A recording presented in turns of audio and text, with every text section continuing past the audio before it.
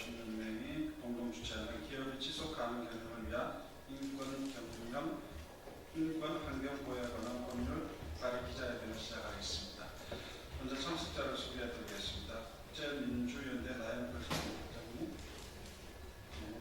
그리고 민주노총 공성노조 박상만 부위원장님, 반도체 노동자의 건강과 인권 지킴이 방울린 이상수 상임활동가님, 그리고 공익법센터 어필 전신현 변호사님, 그리고 공익인권변호사 모임 희망을 만드는 법 김동현 변호사님, 공익인권법재단 공감 박영하 변호사님, 서울대 공익법률센터 양현준 변호사님, 기업가 인권 네트워크 신유정 변호사님, 한국노총 유재감 정책본부장님 참석하셨습니다. 또 자리가 한정되어 있어 기자회견 때 같이 서지는 못하셨지만 국제민주연대 장유진님, 레아하나 오가오고님, 공성노조 정현 국제국장님, 공익인권변호사 모임 희망을 만드는 법 김준하 변호사님, 공익인권법재단 공감 강주현 변호사님도 함께하고 계십니다. 오늘 기자회견은 제가 기업인권환경보호법의 취지와 내용을 먼저 말씀드리고 박영하 변호사님, 박상민 부위원장님, 유재감 정책본부장님 발언을 차례로 듣고 이상수 상임활동가님이 기자회견문을 낭독하는 순서로 진행하겠습니다. 어제 6월 12일은 국제노동기구 ILO가 정한 세계 아동노동 반대의 날입니다. 지난 1999년 미국 라이프지 6월호에는 파키스탄의 12세 소년이 나이키 축구공을 바느질하는 사진이 게재됐었습니다. 아이들에게 꿈을 줘야 할 축구공이 제3국의 가난한 아동노동을 착취해 만들었다는 사실이 알려지면서 미국 소비자단체를 중심으로 불매운동이 벌어졌고 주가 폭락과 그동안 쌓아온 브랜드 이미지에도 큰 타격을 입힌 사건이었습니다. 이후에 나이키는 노동인권을 향상시키기 위한 적극적인 정책을 펼치기 시작했습니다. 이처럼 글로벌 다국적 기업은 이미 수년 전부터 인권에 대한 공급망 정책을 도입하고 점검을 강화해 왔습니다. 그러나 한국 기업들의 인권 실사 및 인권 경영 내재화 수준은 여전히 미흡합니다. 대한변협이 발표한 2024년 기업과 인권 보고서에 따르면 국내 주요 기업 12곳을 기업인권 벤치마크를 활용하여 평가하는 결과 절반에 해당하는 6개 기업이 지표 달성률 50% 미만으로 나타났습니다. 여전히 인권 실사를 비롯한 인권 경영 체계 구축 및 정책 마련이 충분하지 않는 것으로 분석되고 있습니다. 오늘 발의하는 기업인권환경보호법은 기업의 인권환경 실사에 대한 사항을 규정하고 기업의 인권과 환경 존중에 대한 책임을 법률로 명시하였습니다. EU 등의 실사 지침을 고려해서 대상 기업의 범위를 상시 근로자 500명, 매출의 2천억 이상 기업으로 정하고 기업의 대응 능력을 고려해서 중소기업은 일단 적용 대상에서 제외했습니다. 인권환경 실사 대상 기업 활동을 자신의 기업 활동뿐만 아니라 공급망에 해당하는 기업의 기업 활동까지 대상으로 정했습니다. 정부로 하여금 기업이 인권환경 실사를 원활히 이행할 수 있도록 인권환경 실사 관련 지침과 정보 공개 표준을 마련하고 컨설팅, 교육, 훈련, 시스템 구축 등을 지원할 수 있도록 하고 중소기업에 대해서는 별도의 지원을 제공할 수 있도록 하였습니다. 이상 법안의 취지와 주요 내용을 말씀드렸습니다. 그러면 다음 오늘 참석한 단체를 대표해서 세 분의 발언을 듣겠습니다. 먼저 공익인권법재단 공감 박영하 변호사님 발언입니다.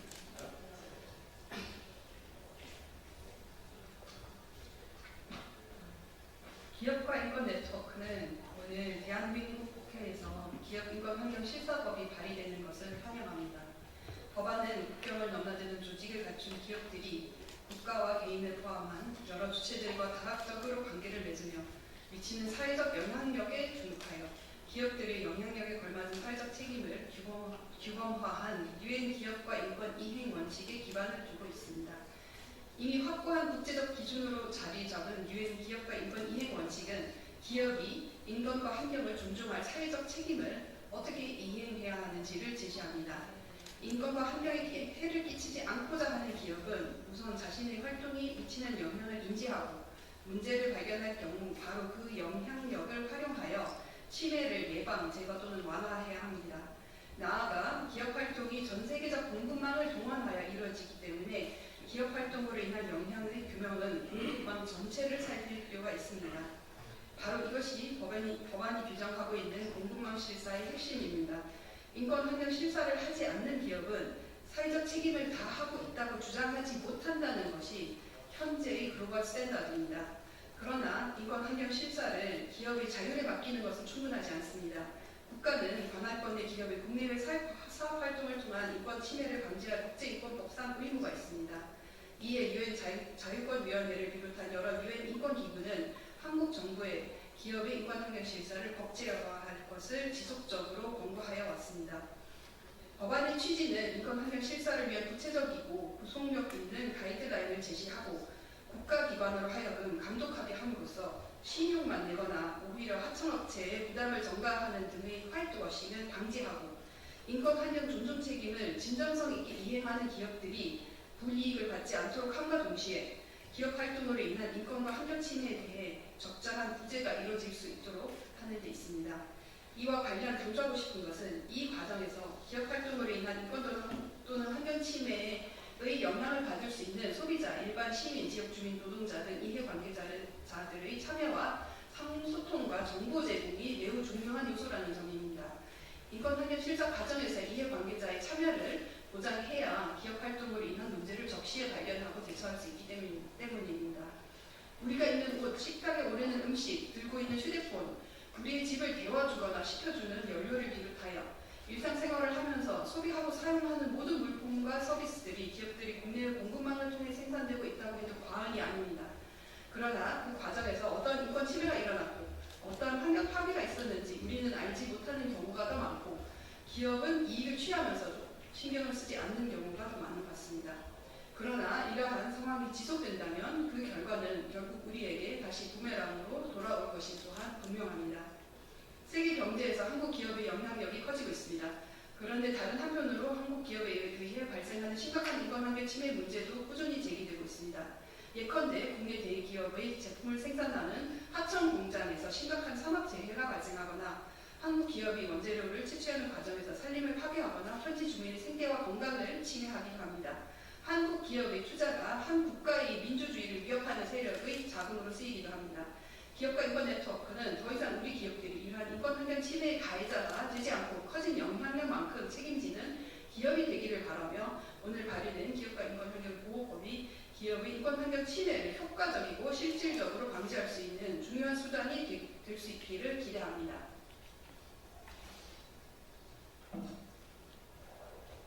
예, 다음으로 민주노총 음성노조 박상남 부위원장님 말씀드립니다. 기자분들 반갑습니다. 저는 중소건축노동조합에서 철강분과위원회를 담당하고 있는 부위원장 박상만입니다. 반갑습니다.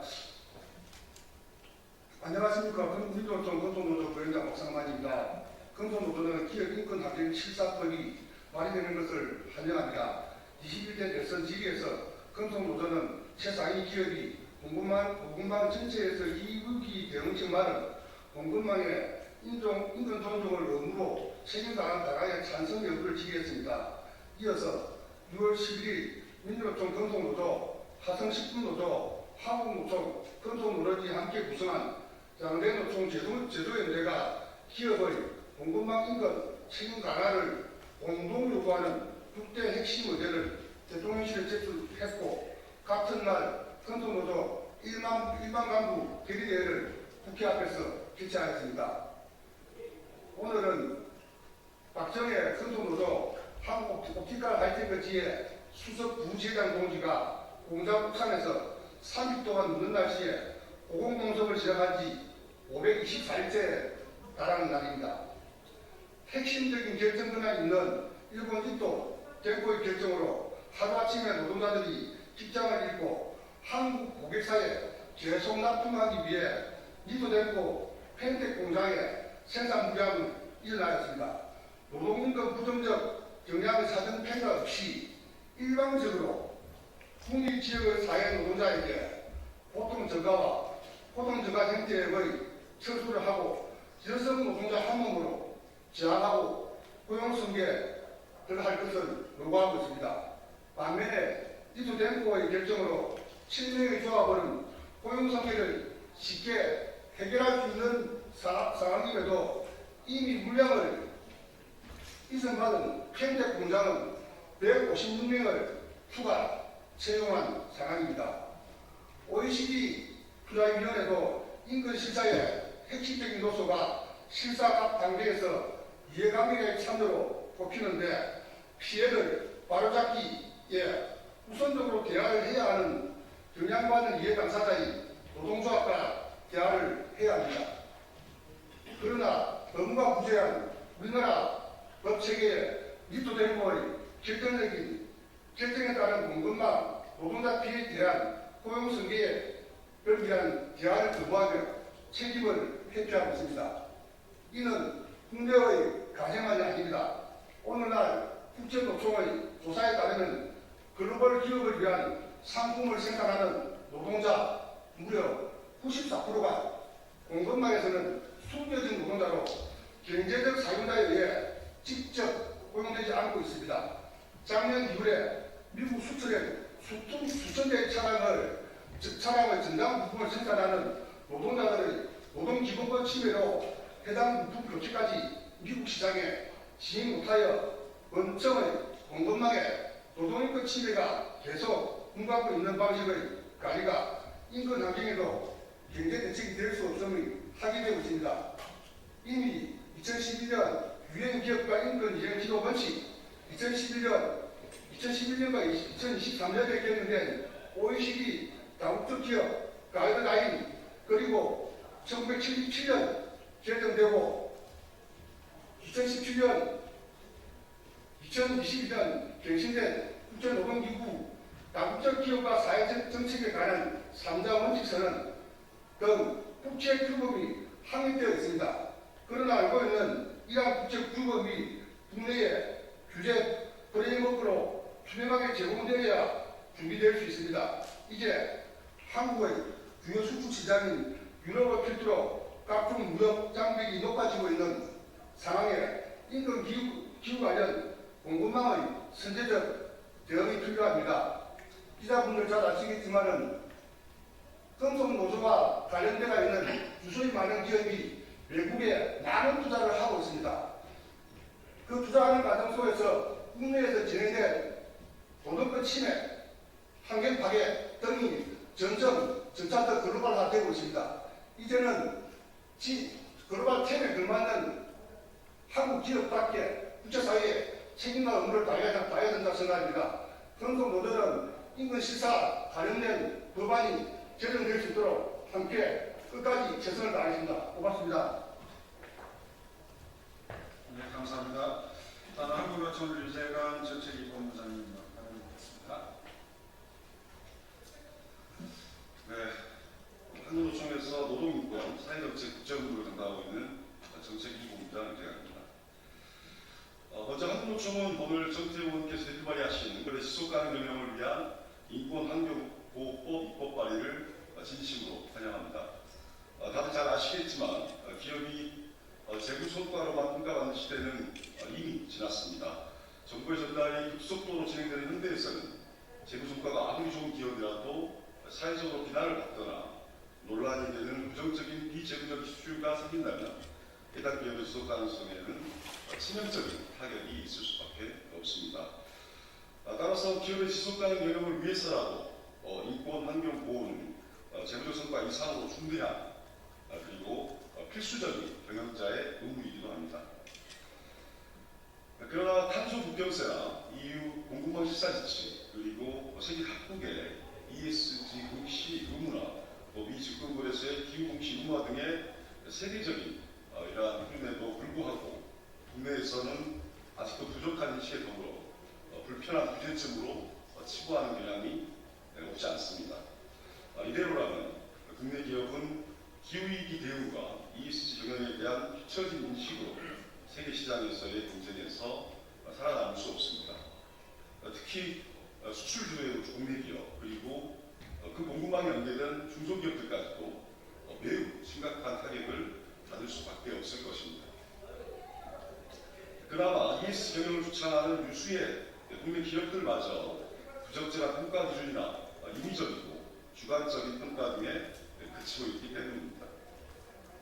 따라서 오늘 정태호 의원께서 대표 발의하신 기업의 지속가능 경영을 위한 인권환경보호법은 인권과 환경보호를 위한 법안으로 보이시겠지만 크게 보면 국내 기업의 세계 시장에서의 경쟁력을 위한 최소한의 안전장치를 구축하는 기업의 경쟁력을 보호하는 그런 법안이기도 합니다. 또한 이재명 대통령께서 후보 시절에 세운 기업의 ESG 도입 및 확산 지원법 제정 공약도 이러한 인식과 맞닿아 있습니다.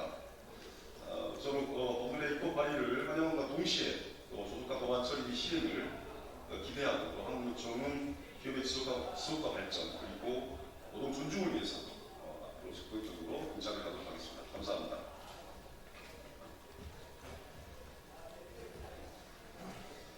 예, 이 인권환경보호에 관한 법률은 크게 보면은 요새 ESG 경영이 그야말로 필수로 받아들여지고 있는 그런 하고 맞닿아 있습니다. 2023년에 이미 이 법이 발의됐다가 21대 임기가 끝나면서 처리가 못했는데 22대 국회에서는 반드시 처리할 수 있도록 저희들이 노력하고 있습니다.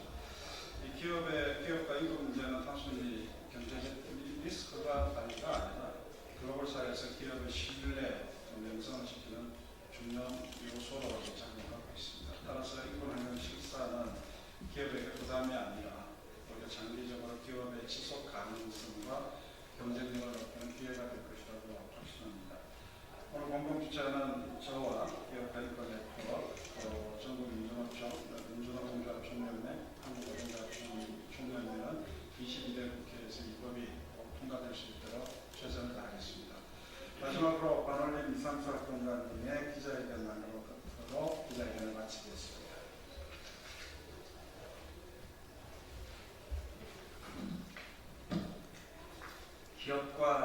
기업의 지속가능 경영을 위한 인권 환경 보호에 관한 법률안 발의, 국회와 시민사회의 공동 기자회견문.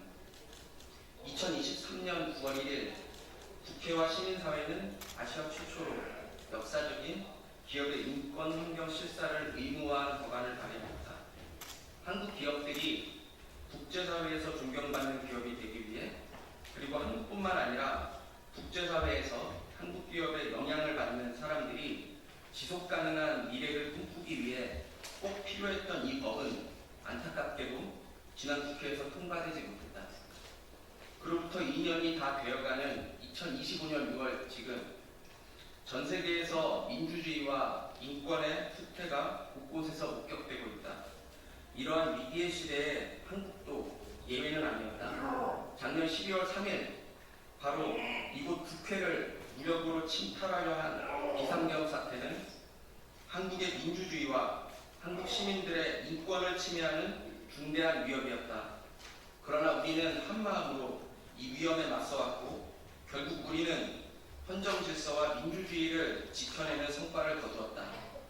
그래서 세계는 다시 대한민국을 주목하고 있다. 빛의 혁명을 통해 출범한 이재명 정부의 첫 국제외교 무대가 캐나다에서 6월 15일부터 개최되는 G7 정상회의인 것도 의미심장하다. G7회의에서 다뤄진 단골 주제가 바로 인권환경 실사를 통해서 지속가능한 발전을 이루자는 것이었다.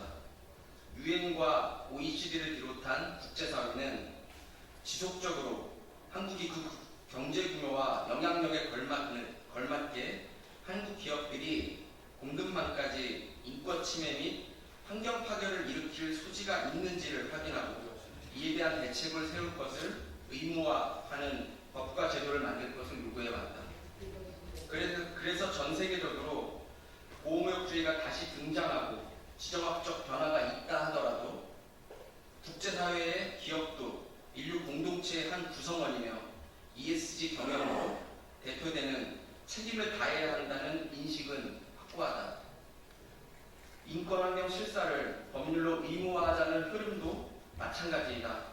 한국 정부와 국회가 이 법을 진지하게 논의하고 시행한다면 한국 기업의 경쟁력 제고는 물론이고 한국에 대한 국제사회의 신뢰는 더욱 높아질 것이다. 실제로 의류산업에 관한 가장 대표적인 국제적 시민사회 네트워크인 클린클로스 캠페인은 이번 법안 발의를 환영하면서 한국의 국회의원들이 기업의 책임 경영을 논의하는 데 있어서 가장 선두에 있다고 평가했다. 그리고 이 법은 무엇보다 바로 이 땅에 살고 있는 우리를 위한 법이기도 하다. 이 법이 기업의 지속가능 경영을 위한 것이라고 그 목적을 밝힌 것은 기업들이 인권 침해와 환경 파괴에 대해 경각심을 가지고 실사를 시행하는 것이 기본이 될 때 기업에서 일하는 노동자뿐만 아니라 소비자를 포함한 우리 모두가 보다 안전하고 지속가능한 미래를 꿈꿀 수 있기 위함인 것이다. 지난 겨울 민주주의를 지키기 위해 우리가 함께 들었던 그 빛을 우리의 일상에서 그리고 한국 기업이 활동하는 전 세계 곳곳에서 지속적으로 밝혀내기 위해서 우리는 다시 이 법을 발의한다. 이제는 한국이 공급망에서도 인권 침해와 환경 파괴를 예방하는 세계의 모범으로 나아갈 때이다. 아시아 최초로 발의된 이 법안이 곧 전 세계의 모범이자 표준으로 자리 잡기를 기대한다. 2025년 6월 13일 국회의원 조태호